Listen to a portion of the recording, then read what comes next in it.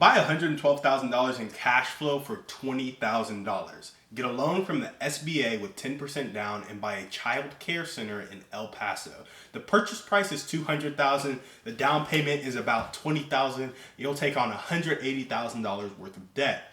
Make sure you can pay the debt from the cash flow. The debt payments are about $4,200 a month, and you'll have $61,000 left over after debt payments. After that, identify potential red flags. The listing has 2 different cash flow numbers, a confusing thing to watch out for, and it's in El Paso. Do you like the market? Can you manage it remotely? Identify the value add opportunities. There's a waiting list for the business and seasoned and trained staff that love the business. Go to your team to underwrite, your accountant, your lawyer, your equity partner, and maybe your due diligence company, and then buy this business, learn from the staff, and watch the cash flow roll in as you look to expand. So of course, when you're doing the due diligence on this business, the first thing to look out for is, why are there 2 different cash flow numbers? In the body of the text on Biz Buy Sell, I'm pretty sure it said that the cash flow was like $200,000, the revenue was like $400,000, and the cash flow was like $212,000 or $250,000 or something like that. But then in the kind of asking price, it was saying the cash flow was $112,000.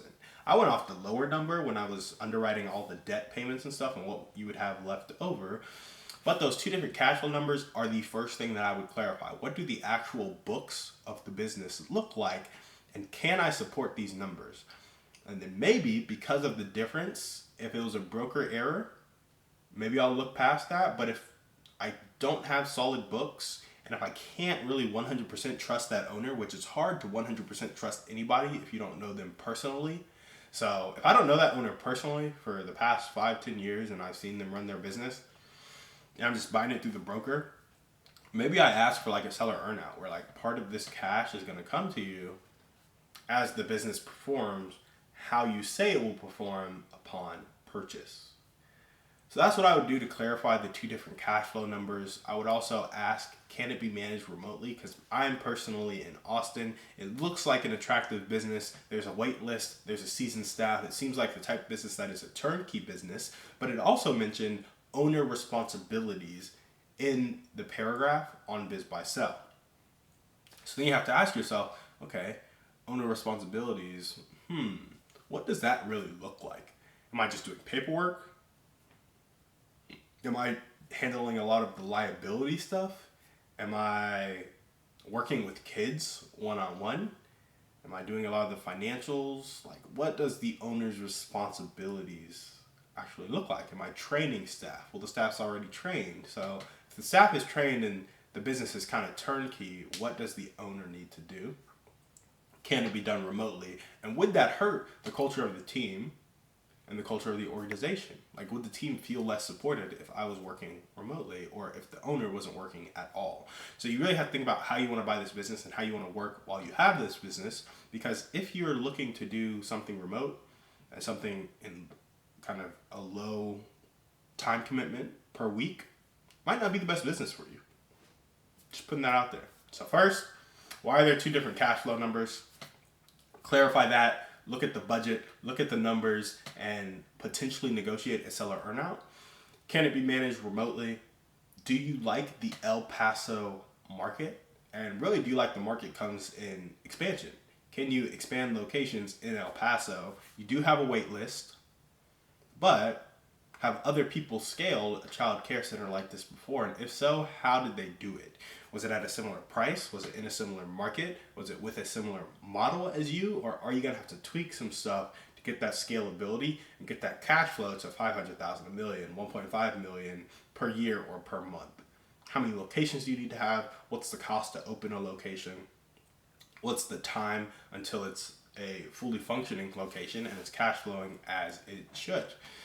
So that's just some of the things to ask.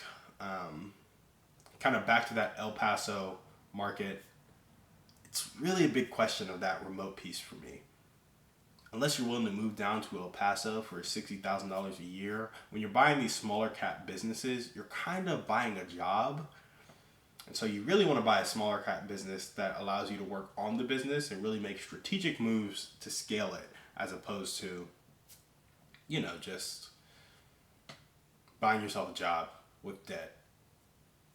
So yeah, when expanding to more locations, I would seek out mentors first and foremost, and I would try to find one, if not two, that had scaled very similar child care centers, and to at least 10, 15 locations, maybe 5 locations. And I would try to get them in and get them some equity on the deal so that we're incentivized. Probably the last thing I have for this business is how long the waiting list is and what does their marketing look like. When you're thinking about that waiting list, if it's like, hey, there's always 1 or 2 people on the waiting list, it's probably not the best thing to go look at. But if there's always 50 on the waiting list and your max capacity is 40, like that's pretty big deal. It's like you should open up another one and you'll be at full capacity instantly and you'll still have a wait list of 10 people. So that's just kind of like, it'll help you gauge demand for the business. What does the wait list look like? And then what does their marketing look like? Are they doing a lot of marketing to keep that wait list firm so that they can say they have a wait list and they can kind of manufacture demand? Or is the word of mouth so good and the pricing so good and the service so good that they automatically have a wait list because they've been in the market for a while and they have people who are looking to get in? Another thing I just thought of is like, how are you monetizing that wait list? Are there other child care centers you can refer to or purchase so that you can kind of capture the cash flow of that wait list, or at least refer to and get 10% of the monthly fee or 5% of the monthly fee? How can you monetize some of the customers that you've already paid for? So these are some of the things I would think about for the business upon initial due diligence. Why are there 2 different cash flow numbers?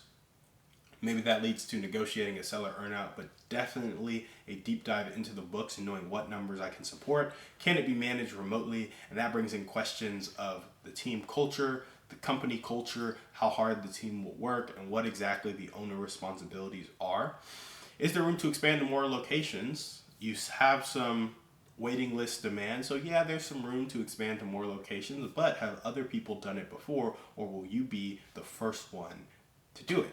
Chances are you're not the first one, but for those people who have done it, get around them, see if they did it in a similar market with a similar model, and then get the cost to expand one location. And then how long is the waiting list? This will help you gauge demand for more locations, but then also just understand the dynamics of your business. How are you building that waiting list? Is it good word of mouth or is it marketing? And what does the marketing currently look like? Helps you come in and be like, okay, how am I going to add value to this business? So that's me, deep dive into the business underwriting. Thank you guys so much for watching. We will see you on the next one. And remember, we are a community of people judged not by our wealth, but by our impact.